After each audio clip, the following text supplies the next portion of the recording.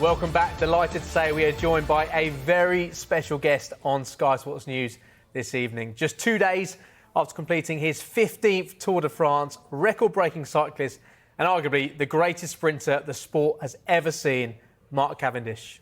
Mark, warm welcome to you. Great to see you. Thanks. Firstly, how are you? I'm all right, thank you. Yeah. Of course, I'm tired. Everyone is, but there's nothing new with that. It's all good. It's great to have you with us. You already confirmed on Sunday this year's Tour de France was the last of your career, your record-breaking Tour de France. You've given so much to the sport over the years. How much more have you got to give? Well, I'll always be with the sport, be with the Tour de France, like given, even before I was a professional, I gave my life to the sport. My kids are riding bikes. And so, in any capacity, I'll always be around it and giving whatever I can. On the bike, we'll see, Yeah, the R word, the retirement word, was obviously mentioned last year. You came back this year, you achieved that record, 35 stage wins. When you've been at the top of your game, like we hear from so many great sports people who have to make that decision of when the time is right, to say, that's it, I'm done. How difficult a decision is that to come to terms with? I guess it's hard if you're not in control of it. Like you said, I announced my retirement last year. Crashed out with a broken collarbone. I know I was lucky to get the opportunity to continue with it. But if I stopped last year, would I be happy? Yeah. I had an incredible life in the sport, But to still continue with a goal, with something that wakes you up every day to work the hardest you can, it's something special. And I get to ride my bike for a living. Yeah. And actually, it was more the family that wanted me to continue next year. The kids were like, do you mean you're not going to be a bike rider? And so, you do it. And I'm very lucky now that, everything I've wanted to do in the sport, I've kind of done now. So there's not many people can, really choose if they continue, if they don't, and I get that choice. I feel very fortunate for that. Yeah.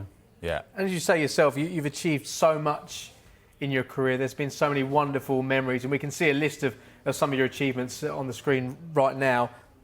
What stands out for you, of course, achieving that ambition, which you did a few weeks ago at the Tour de France, 35 stage victories, but there's been the medals at the Olympics as well. What really, when you think about it now, is the one highlight, if you can pick one? Do you know, more than any of my own wins, my own crossing line, my hands in the air, as a sprinter, I never thought I'd be part of a team that won the Tour de France.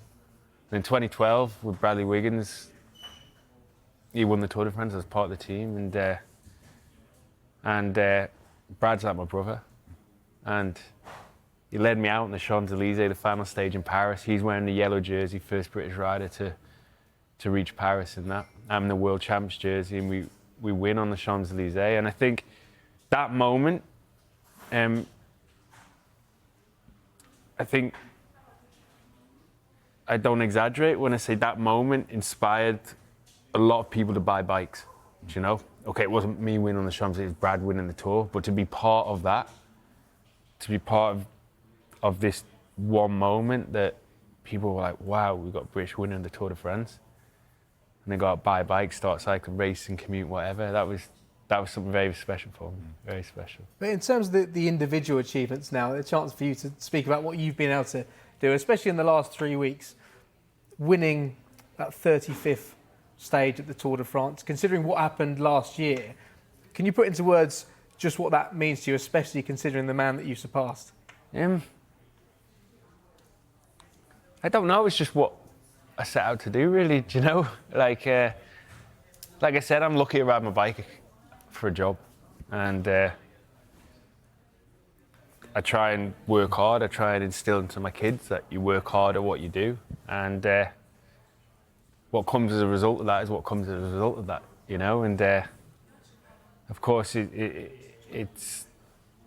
it'll be wonderful at some point to look back and think about,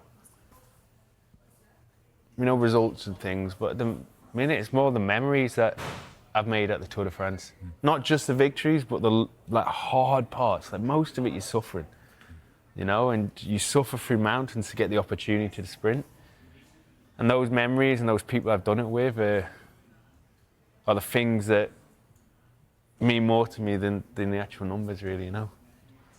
We want to ask you more about that suffering and what it takes to do what you do shortly, because I mean, even just watching it, I started to feel shattered watching it. But just, you know, you talked about the record and setting out to achieve that. When did that ambition hit you? 2008 was your first tour. Was that the time you thought, that's the record I'm going to set for my career, or did that sort of emerge later on? The record was never a thing. When I started, no one talked about Eddie Merckx having won 34 Tour de France stages because it was not really reachable, you know? Like one stage of the Tour de France makes a rider's whole career, you know, let alone one per year or one per multiple years. One stage in someone's whole career makes their career.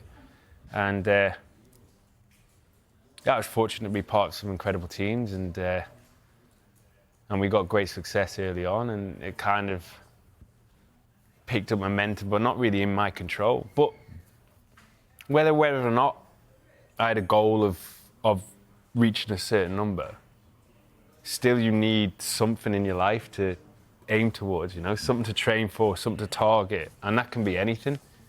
And it just so happens for the last 3 years, it's been another stage of the tour, you know. Yeah, and you're talking about you've always had that something to aim for. There have been setbacks, though, in your career. We think back to last year, which we mentioned, and the crash that ended your tour.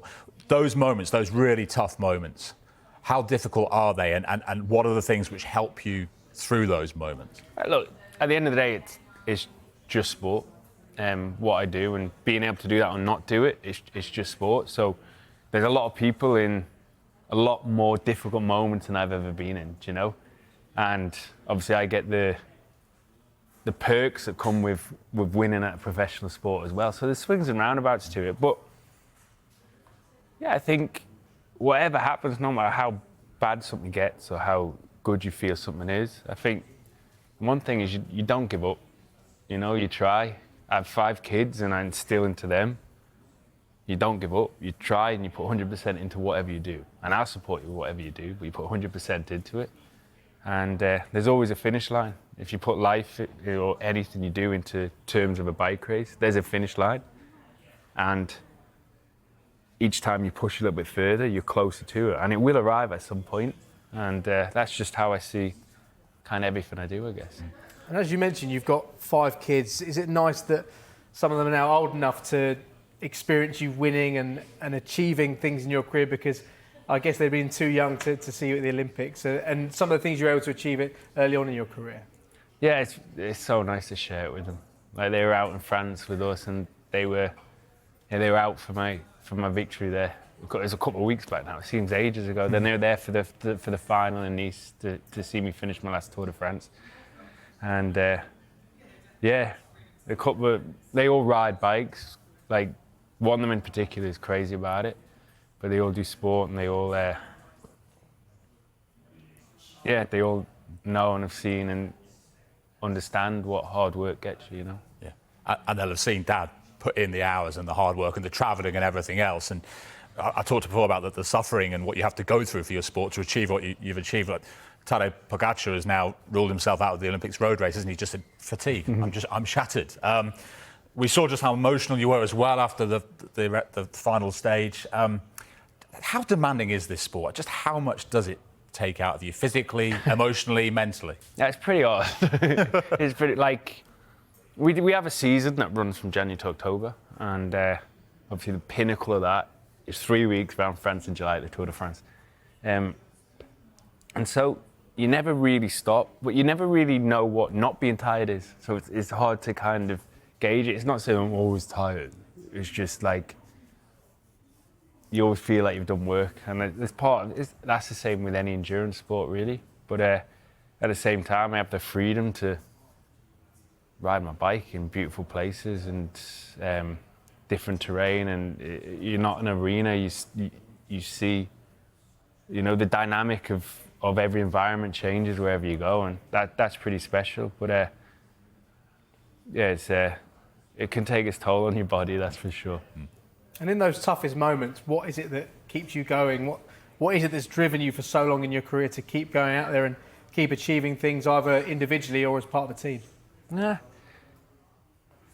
Firstly, I like riding my bike. I like riding my bike. Always loved riding my bike, and you know, winning is great. I've learned over time. It used to be only about winning. Yeah. I've learned over time that actually, as much as how you got to win is important as a win, you know. And those hard times are actually what make wins sweeter, you know. But I don't know. I've lived an incredible journey, and a nation of new cycling lovers that have lived this journey with me. It keeps you going. It keeps you feeling like you're sharing this journey with people, and it gives you that motivation to keep pushing further. So. Yeah.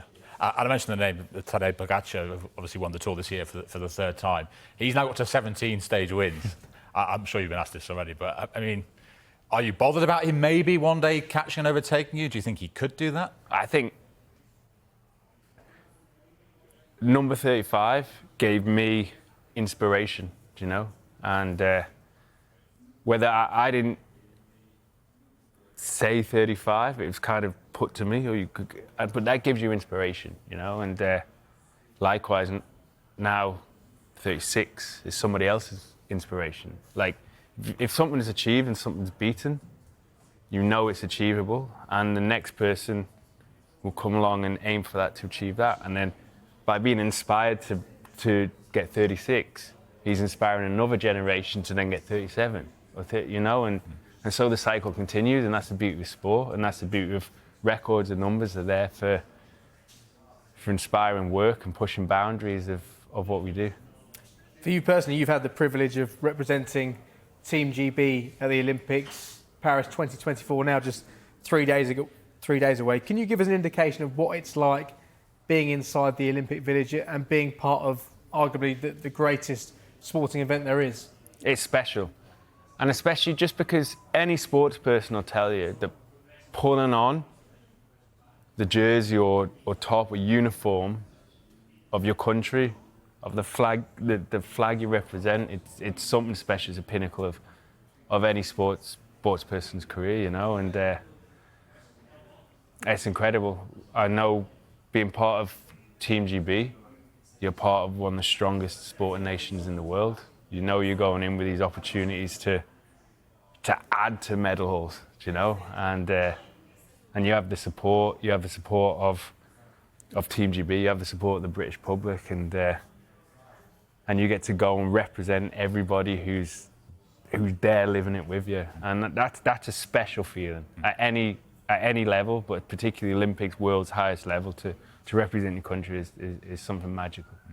And a man who's going to achieve that or experience that for the final time over the next few weeks is Sir Andy Murray, who's confirmed that this will be his last major event as a tennis player, of course, a two-time gold winner at the Olympics, as well as all his other titles. If I can just get your thoughts on what he's achieved, what he's done for British sport, and you know where he ranks among the greats. I think you've talked about, you know, his results on the court there, but I think what is special about Sir Andy Murray is everything he stands for off the court as well. You know, like I said, he carries the hopes, and he has done, of this nation in tennis for a long time, and he's outspoken in his views and what he thinks. You know, his push for equality between in men's and women's sport. You know, things like this is something that goes beyond what he needs to do as a sportsman, and it sets him apart as, you know, a true great.